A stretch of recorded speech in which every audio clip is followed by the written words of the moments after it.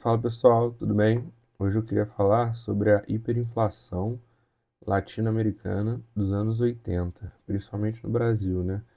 Quem for aí um pouco mais velho, tiver memória dos anos 80, lembra muito bem. Eu não vivi os anos 80, mas minha mãe me contava, meu tio me conta, todo mundo comenta como era, que os preços mudavam no mercado no mesmo dia, né? Tipo, de manhã era um preço, à noite era outro preço, tanta de tanta inflação que o país estava vivendo.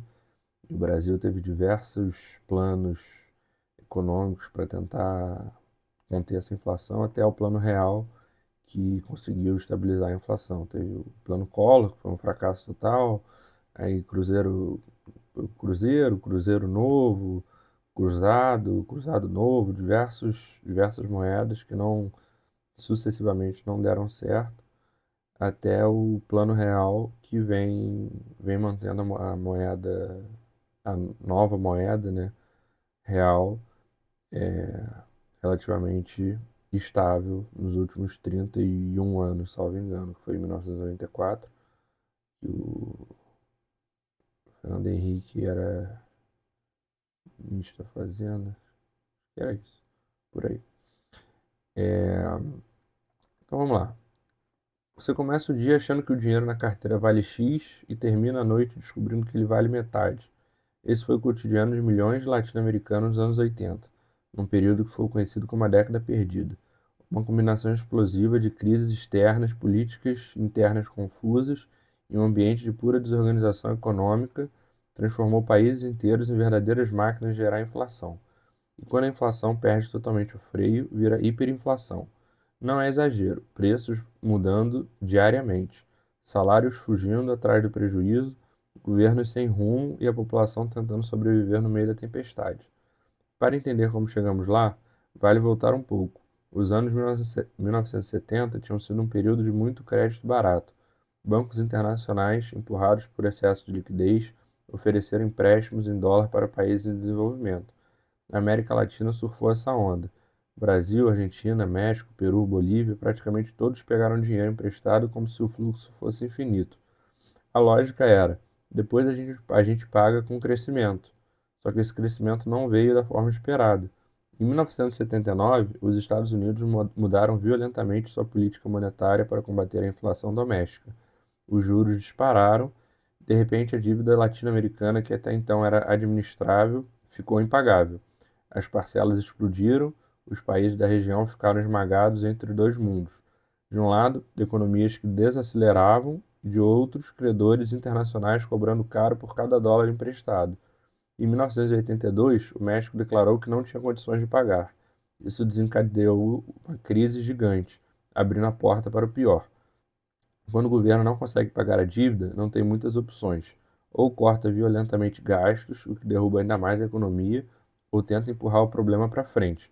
Muitos governos latino-americanos escolheram o caminho do improviso: imprimir dinheiro, controlar preços artificialmente, congelar salários, tentar forçar a economia e obedecer ordens. E claro, quanto mais se imprimia, mais o dinheiro perdia valor. É como colocar água demais na mesma sopa. Fica rala, sem sabor e todo mundo percebe.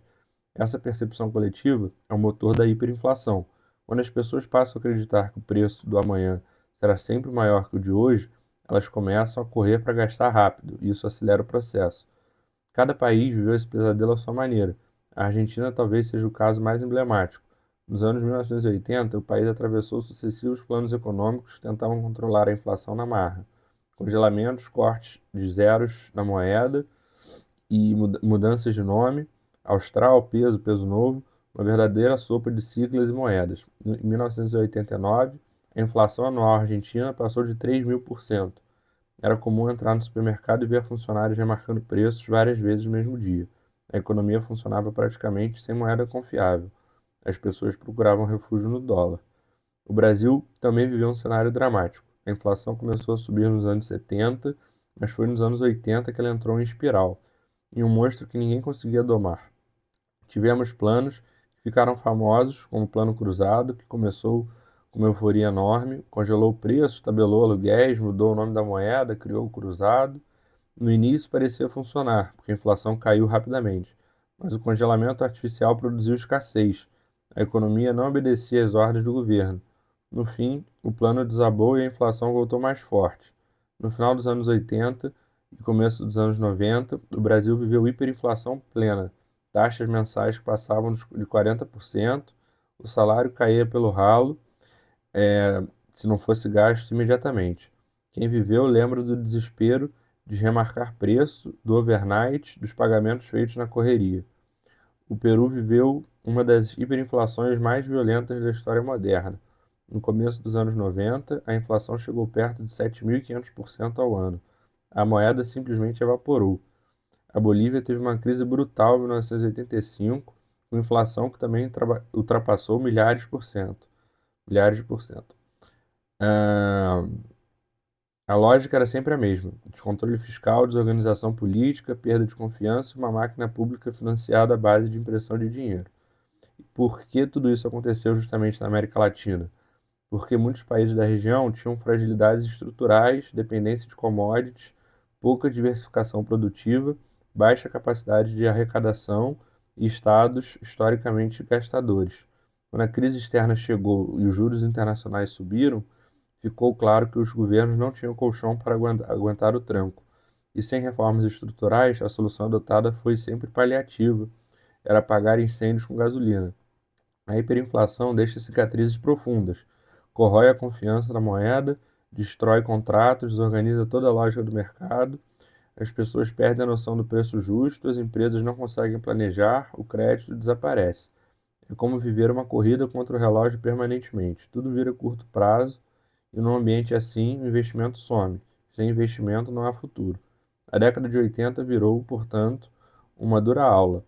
A América Latina percebeu que estabilidade monetária não é detalhe técnico, é um pilar civilizatório. Sem estabilidade não existe confiança e sem confiança não existe economia que funcione. Os planos de estabilização que vieram nos anos 90, incluindo o Plano Real do Brasil, nasceram dessa consciência. Foi preciso reconstruir a credibilidade passo a passo, impor limites para o gasto público, criar regras claras para a política monetária e aceitar que imprimir dinheiro demais jamais seria a solução. A hiperinflação latino-americana dos anos 80 serve como um lembrete permanente. Quando a política e a economia se afastam da realidade, quem paga a conta é sempre a população, não importa o país, não importa a ideologia. Quem viveu esse período sabe que a inflação não é apenas um número, é uma experiência de vida diária que molda comportamentos, decisões e até gerações inteiras. E no Brasil, mais especificamente, ainda teve a questão do milagre econômico, né, durante a ditadura, que chama-se de milagre econômico, mas que na verdade foi um gasto descontrolado, uma dívida interna e externa descontrolado, que no curto prazo gera-se um crescimento acelerado, que é o chamado milagre econômico, mas que no médio e principalmente longo prazo, né, que foi 20 anos depois, ou menos, 15 anos depois, né, médio e longo prazo, cria-se uma hiperinflação, que são os gastos excessivos, endividamento interno e externo excessivo. Então, teve no Brasil, né, além de toda essa explicação, teve esse quesito específico dos gastos e endividamentos descontrolados da ditadura, que para tentar fazer um crescimento acelerado e mostrar que o governo militar era o certo, era melhor, era o adequado, gastou descontroladamente e alguns anos depois a conta chegou. Então no Brasil ainda teve esse detalhe aí à parte. E sem fazer juízo de valor, não estou falando que está certo ou está errado, só estou dizendo que é um fato histórico comprovado que isso aconteceu. Então fica aí essa reflexão também. Valeu, pessoal. Espero que vocês tenham gostado. Obrigado e até a próxima.